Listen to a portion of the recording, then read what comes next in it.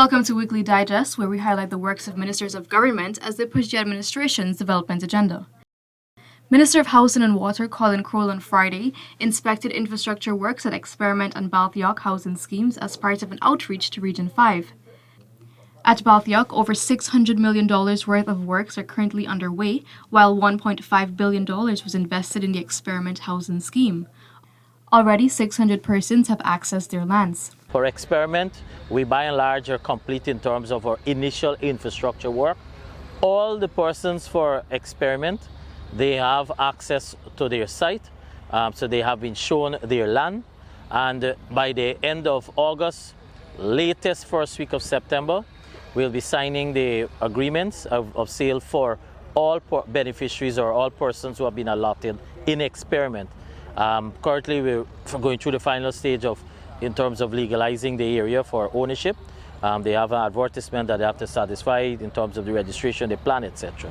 So that is why I've given them the timeline by the end of August. Approximately 50 persons who received middle-income house lots at Amelia's Ward Phase 4 Linden participated in the house lot identification exercise on Thursday. This paves the way to commence construction of their homes. Squatting has severely hampered the progress of work in this Amelia's Ward Phase 4. And I know that some of the allottees are impatient and they're wondering why this took so long. That is the reason. The reason is that we were dealing with squatting that was popping up overnight. So that has severely delayed the progress of work in this area. But we are over that hurdle now. The area is free of squatters and we are completing the infrastructure work. Residents of Blueberry Hill Linden signed agreements of sale for their house lots on Thursday when the Central Housing and Planning Authority, CHPA, conducted an outreach at Christiansburg-Wismar Secondary School. Since 2020, 175 of the 200-plus squatter settlements have been regularized across the country. You will look forward to the day when you can receive your ribbon transport. That is so very important to Guyanese. So we understand the importance of that. And that's why the housing sector has always been a priority of our government, because of the empowerment that home ownership and land ownership brings to people. We understand the value that it adds to your life.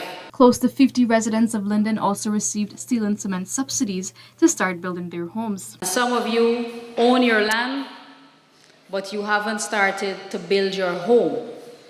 And so for those people, we are assisting with the steel and cement subsidy.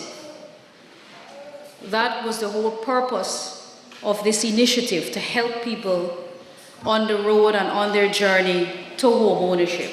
The International Building Expo 2023 is scheduled for August 24 to 27. Minister of Housing and Water Colin Crowell visited the site at the National Stadium to give an update on how preparations are coming along. We're pleased about the progress so far. In fact, this afternoon, we met with a number of contractors and big players in the construction and housing sector too. That is to get their participation in an area we call a transformational zone. And so that's an additional we're doing, because we don't just want an expo. This is not about somebody who sells a hardware or who has an hardware store or want to sell a product. This is not about that. This is about enlightening persons who want information about the sector. This is about networking. So this is people who are in different aspects of the housing construction sector. They can learn a lot more that will enable them. Residents of Haslintown and neighboring communities along the east coast of Demerara welcomed the consultation on the U.S. $192 million Railway Embankment Road project.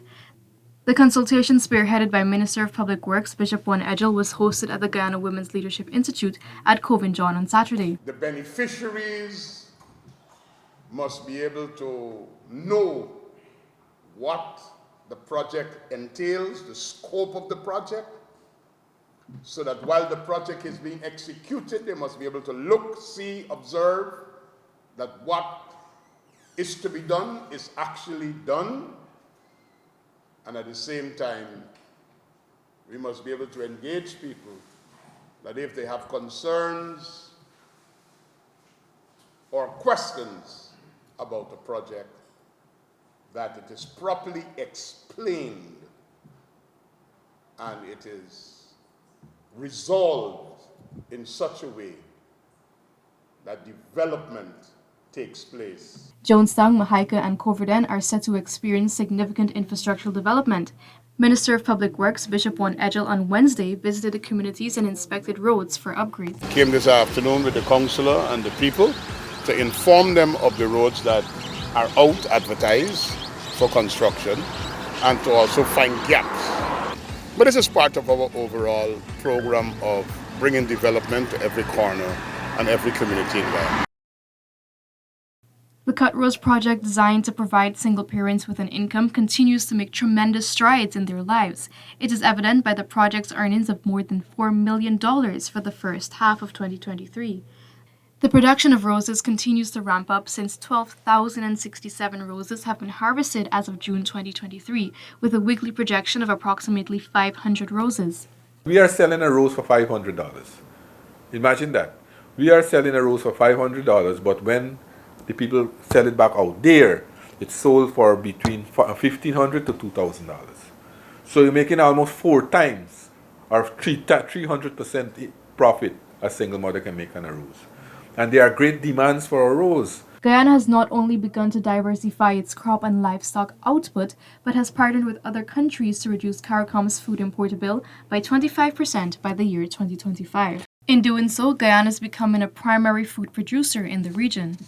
Trinidad and Tobago, when the Prime Minister came at the Isle Summit, I myself had discussion with Prime Minister Rowley. Today, they're importing rice seed from Guyana to start back rice production in Trinidad and Tobago. 48 youths are now better equipped for employment after graduating from a job readiness summer camp at St. Ignatius Secondary School, Region 9. The participants were exposed to 1 month of training in various areas, including literacy, job readiness, safety and health at work, financial fitness, and entrepreneurship. You have all the opportunities there before you. You can make any choice. That is what I want to say to you today. You know, you can fail yourself, you can fail your mother, your father, your teacher, but you can't fail yourself. You can't afford as a person to fail yourself. So all the training you receive is not for your parents, it is for you, to make you a better human being, better person, recognizing the importance of life. Chenapao, an Amerindian village in Region 8, is advancing its own development, utilizing funds provided by the Ministry of Amerindian Affairs through the Presidential Grants Program and the Economic Investment Fund. Amerindian Affairs Minister Pauline Sukai recently inspected some projects being undertaken by the village council and is delighted. I'm very pleased that the village has been able to complete these 2 projects. The benefits. Chenapao would like to venture into the tourism and hospitality sector. They are in a very unique position. Also, 21 Amerindian villages and communities are going to benefit from shade houses to boost food production. The leaders were tasked with identifying priority areas, and agriculture was one of the core issues. Funds from the $3 billion caters for the procurement of shade houses for villages that have listed agriculture as their priority issue. Amerindians are most likely to farm very far away from their homes, and they're in where they can find lands that are, to them, rich. The shade houses can be located in any part of the village close by, and so it will take a lot out of the time that is spent walking to farms. Prime Minister Brigadier Retired Mark Phillips, who is performing the duties of the President on Wednesday, observed several military exercises as part of the exercise Trade Winds 2023 at the Air Station London and the Sophia Exhibition Complex. Ranks were praised for demonstrating expertise and teamwork, which they learned throughout the exercise. This brings us to the end of this edition of Weekly Digest. For these and other government-related stories, do log on to our website at dpi.gov.gy and our social media platforms as well. Goodbye.